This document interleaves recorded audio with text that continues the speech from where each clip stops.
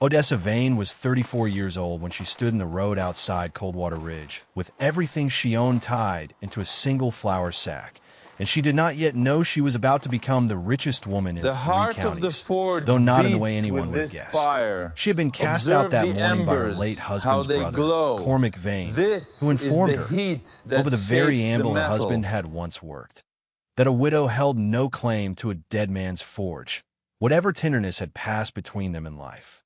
In her pocket, she carried $11.20, the whole of her fortune, counted twice with trembling fingers in the cold. And so, with nowhere else to turn, she walked to the livery at the edge of town and paid $2 for a half-starved, half-wild Mustang that Jasper Coe had been planning to shoot by sundown. A creature so torn up by barbed wire and neglect that even the children had stopped coming to look at it. Folks in Coldwater Ridge would later say it was the most foolish $2 ever spent in the territory.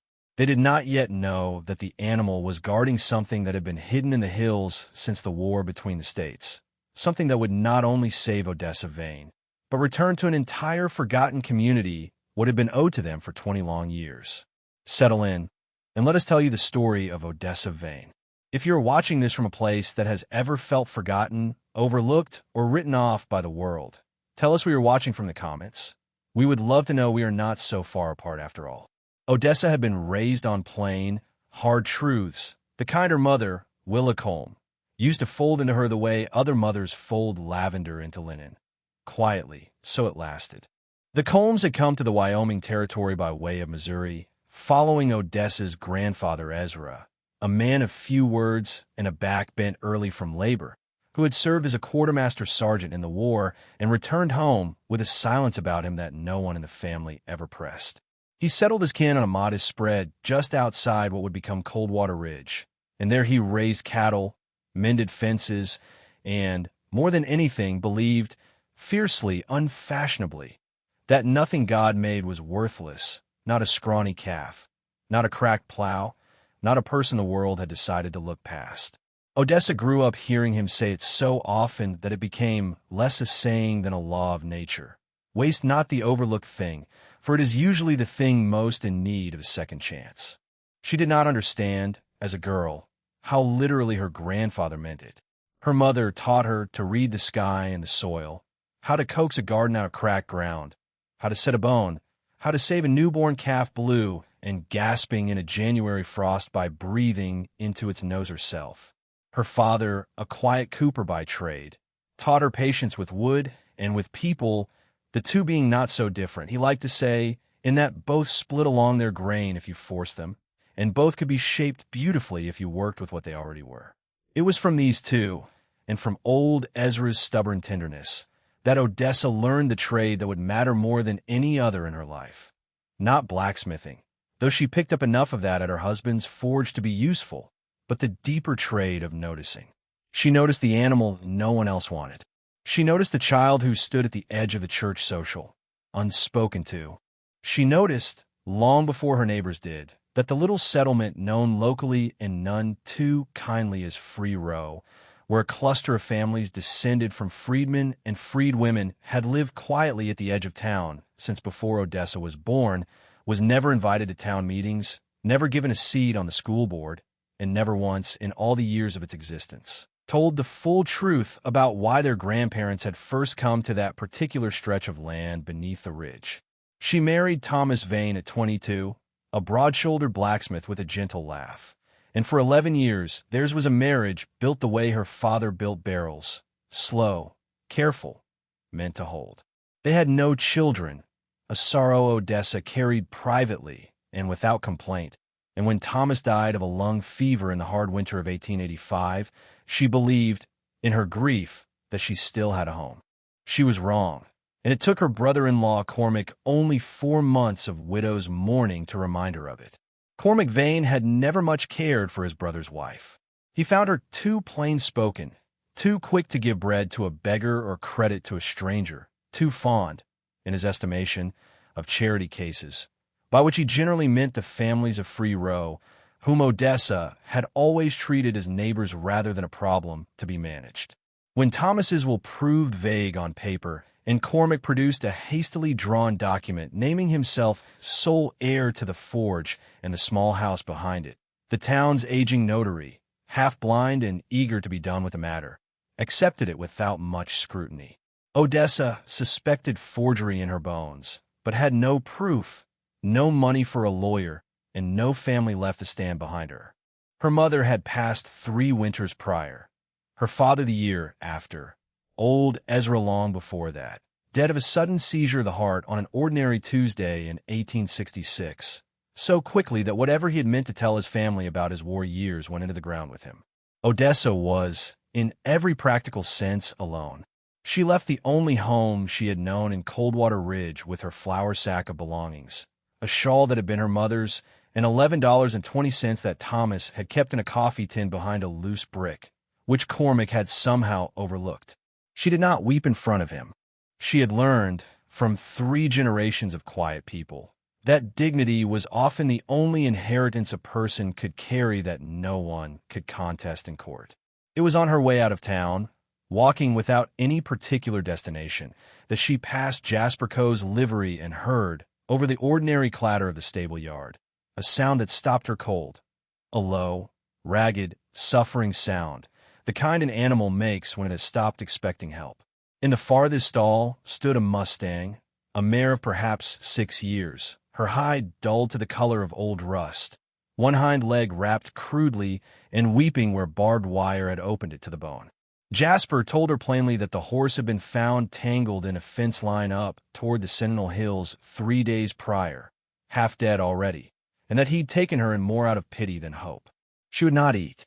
She flinched from every hand. Jasper had already decided, with the flat regret of a practical man, that he would put a bullet in her come morning rather than watch her suffer longer, and he told Odessa so, without cruelty, only tiredness. Odessa stood a long while at the stall door. She thought of her grandfather's voice, worn smooth by repetition.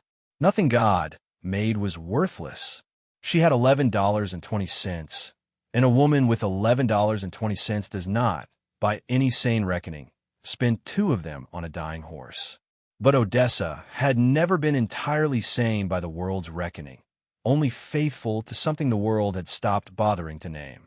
She counted out 2 silver coins into Jasper's palm before she could talk herself out of it, and led the trembling, wounded mare out of that stall on a length of rope, out past the edge of town, toward nowhere in particular, because nowhere in particular was the only place left that would have either of them. She named the mare Juniper, for the smell of the hills she'd been found in, and for 3 days Odessa nursed her in a lean-to she built from fallen branches near an old line shack that no one had claimed in years, a half-day's walk from town. She packed the wound with clean moss and boiled cloth, the way her mother had taught her, and she talked to the animal in a low, steady voice through the worst of the fever, the way she imagined someone had once talked to her, though she could not remember who. On the 4th morning, Juniper ate from her hand for the first time, and something in Odessa's chest loosened that had been clenched tight since the day of Thomas's funeral. It was on the 6th day, once Juniper could bear weight on the leg, that the mare began to do something strange. Each evening, at almost the same hour, she would grow restless, straining against her tether, ears pinned toward the darkening hills to the north. The Sentinel Hills, the very country where Jasper's men had found her tangled and torn. At first Odessa believed it homesickness, the animal's memory pulling her back toward wherever she had run wild. But on the 9th evening, worn down by curiosity and having nowhere pressing to be, Odessa loosed the tether entirely and let Juniper lead. The mare did not run far, and she did not run fast, favoring still her healing leg, but she moved with a peculiar certainty, picking a path up a dry wash and along a shelf of red rock that Odessa would never have found on her own, until she stopped at last before a wall of stone half-curtained by a thin, cold waterfall that Odessa had heard of only in passing, called locally Widow's Vale for reasons no one now remembered. Juniper would go no farther, only stood before the water, ears forward, and stamped once, twice, as if she had delivered Odessa somewhere and expected her to understand why. Odessa might have turned back then, and perhaps a less curious woman would have. But she had spent too many years learning to notice the overlooked thing to walk away from an animal so plainly insistent. She stepped through the cold curtain of falling water, her boots slipping on wet stone, and found behind it not the bare rock face she expected, but a narrow black seam in the mountain. A fissure just wide enough for a person to turn sideways into, its edges too regular, too deliberately squared at the top, to be the accident of nature. Someone long ago had shaped that entrance with tools. Inside, once her eyes adjusted to the gloom, and she had struck a match with hands that were not quite steady, Odessa found herself in a low chamber perhaps 20 feet deep, dry as old bone, and unmistakably a room built by human hands, timber-shored along the ceiling in the manner of a mine, but clearly never worked for or. Along one wall stood 3 collapsed wooden pallets, the kind a person might sleep on. Along another, shelves cut directly into the stone held the rusted husks of tin cups, a broken lantern, and a small, water-stained wooden trunk bound in iron, its lock long since given way to rust. It was, she understood slowly, a hiding place, not a hunter's shelter, not a prospector's cache, a place built for people to disappear into. Her hands shook as she pried open the trunk. Inside, wrapped in oiled canvas that had kept the worst of the damp away, she found a leather-bound ledger, its pages brittle but legible, and beneath it, heavier than she expected, a smaller iron strongbox that would not open, and beneath that, folded with peculiar care, a Union quartermaster's coat, its brass buttons dulled to green, and stitched inside the collar in careful thread, the initials EC. Ezra Colm, her grandfather. That first night she did not open the ledger by the poor light of her single match. She carried it back to her lean-to instead, cradling it against her chest the whole walk down through the dark hills, as though it might dissolve if she jostled it too hard, Juniper limping faithfully beside her the whole way home. It took Odessa 3 days, reading slowly by firelight, to understand what her grandfather had built in those hills, and 3 more before she could accept it as true rather than as some fever dream of her own grief and hope working together on a lonely mind. The ledger was written in Ezra Colm's own square, careful hand, and it recorded, in the plain, unornamented language of a man documenting supply lines rather than heroics, a secret way station he had run in those hills during the last 2 years of the war and for some months after, sheltering families of freedmen and freedwomen making their way west and north, away from the reach of old masters who had not yet accepted that the war had ended their claim. Some names in the ledger Odessa recognized at once, her breath catching each time, because they were the family names still spoken in Coldwater Ridge today, given the initials matched surnames of families who had settled at the edge of town in the years just after the war and had lived there ever since in the quiet, unacknowledged neighborhood everyone called Free Row.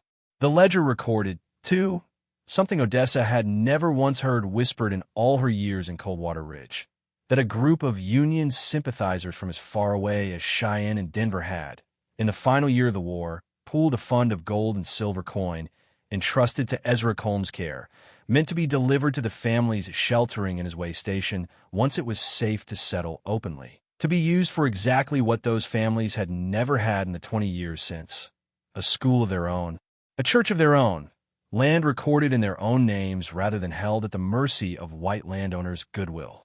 Ezra's last entry, dated in the spring of 1866, noted that he intended to deliver the fund that summer, once the last of the families had settled and the town's temper had cooled enough to make the gift safe rather than a target. He died that autumn, suddenly, at his own kitchen table, the seizure of the heart taking him before he ever spoke the secret aloud to another living soul.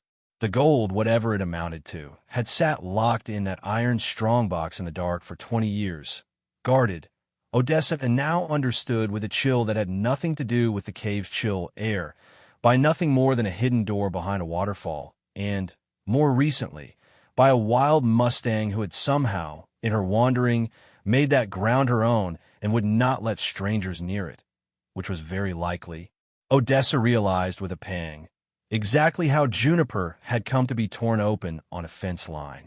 caught by ranch hands trying to clear wild stock from that stretch of hillside without ever guessing what she stood over.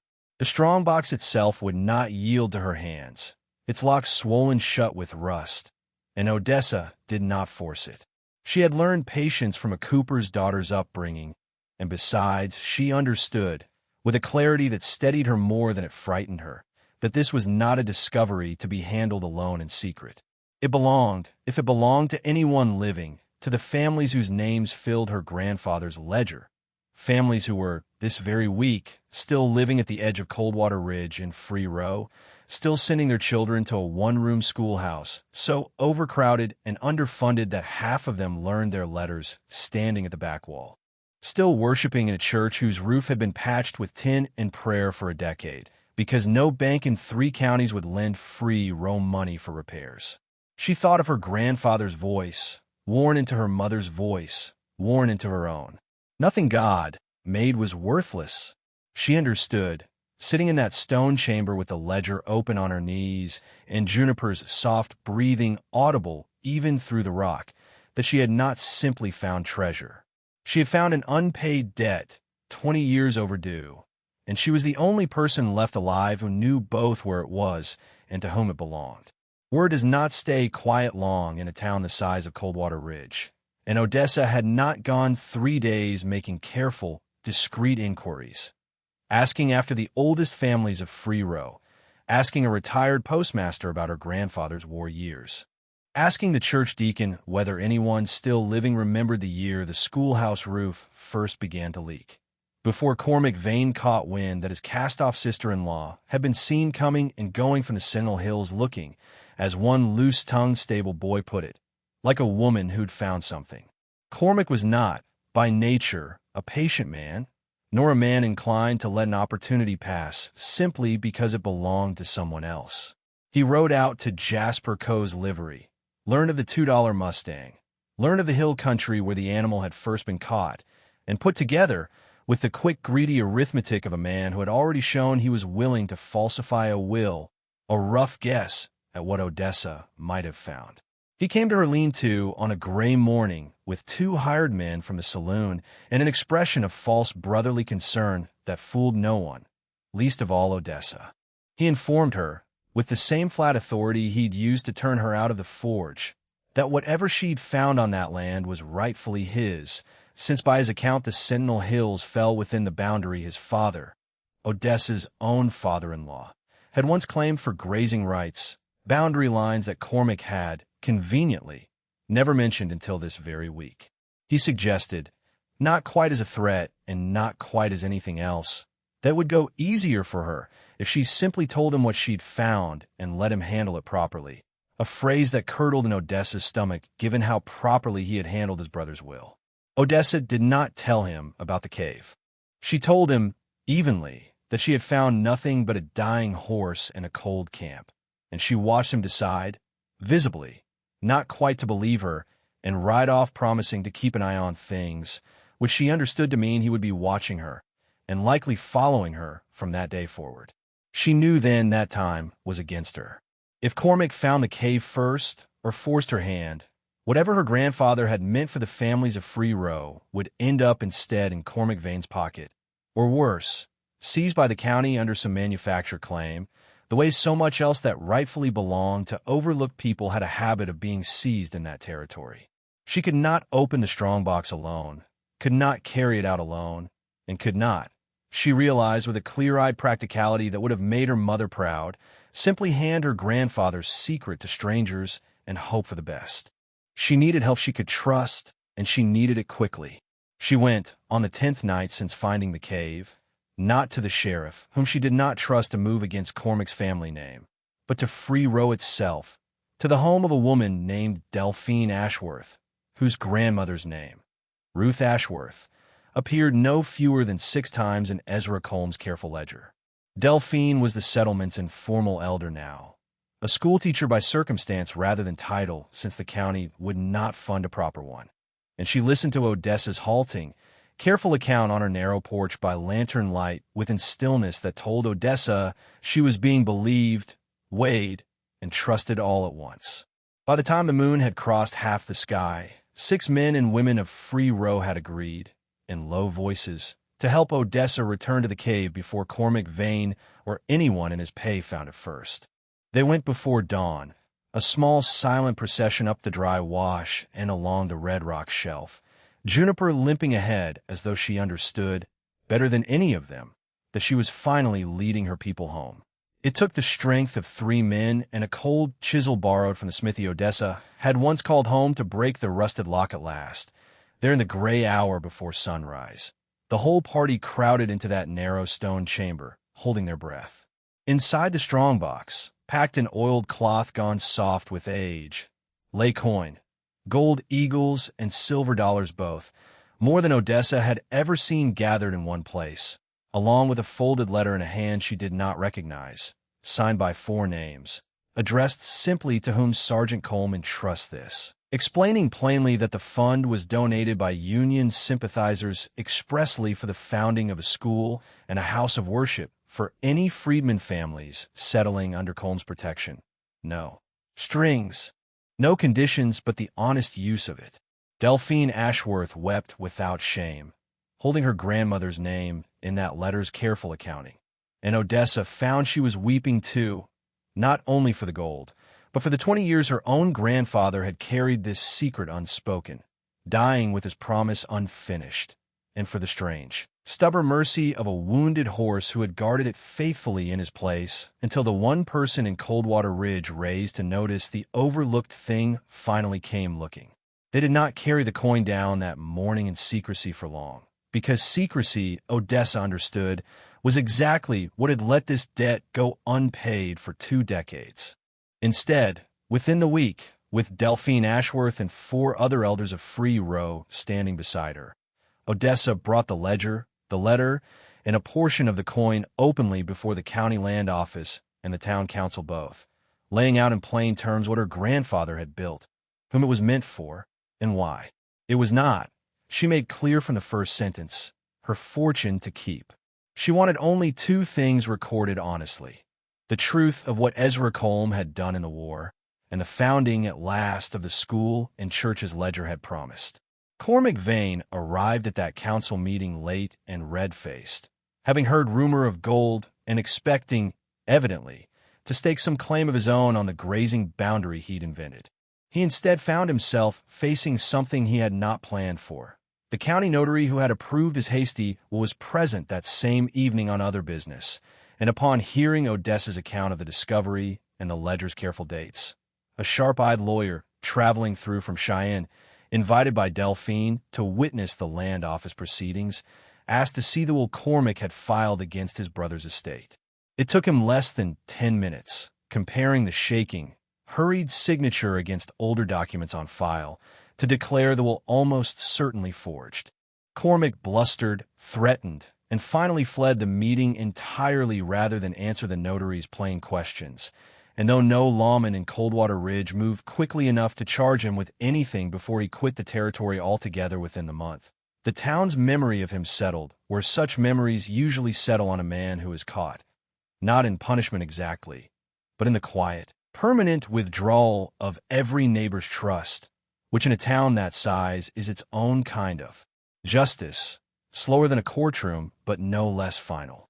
The gold, once properly accounted for and divided as the original letter had specified, was more than enough to raise a proper schoolhouse on Free Row's own land, deeded this time in Free Row's own names, and to re-roof the little church that had been patched with tin and prayer for 10 years, and to leave besides a modest fund held in trust for the settlement's future needs, administered not by the county, which had never once lent Free Row a fair hand, but by a council of its own elders, Delphine Ashworth first among them.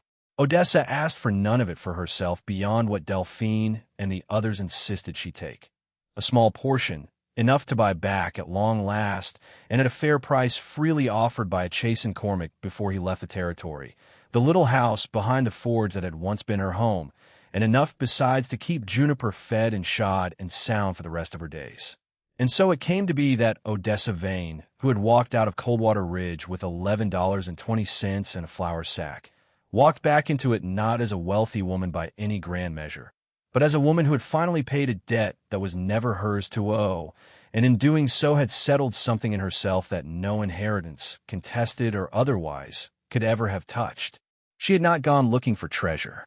She had gone, as she had been raised to go through the whole of her life, toward the thing everyone else had already decided to give up on, a torn, terrified Mustang no one thought worth $2. And it was that willingness to notice, to trust, to follow patiently where an overlooked creature led, that uncovered a debt 20 years unpaid and returned to a whole community what had been theirs all along. Her grandfather, Ezra Colm, had died before he could finish what he started in those hills, but his granddaughter, raised on his one enduring lesson, finished it for him. Nothing God made was worthless. Not a wounded animal, not a forgotten ledger, not a family the town had chosen for 20 years not to see, and in the end, not a widow with nothing left but a shawl, a few coins, and the stubborn habit of looking twice at what everyone else walked past. Thank you for spending this time with us and with Odessa Vane, whose story reminds us that the things the world discards are so often carrying more worth than we can see at first glance. A horse, a stranger, a forgotten corner of our own town, even a difficult chapter of our own lives. We hope her story settled into you the way good stories do, slowly and quietly, the way a seed settles in a ground that looks like nothing until spring proves otherwise. If this story moved you, we'd be grateful if you shared it with someone who needs a reminder that it is never too late for an old debt of kindness to be paid. And we would love to hear from you. What is a time you found real value in someone or something the world had already written off? Tell us in the comments. We read everyone. Until next time, stay close.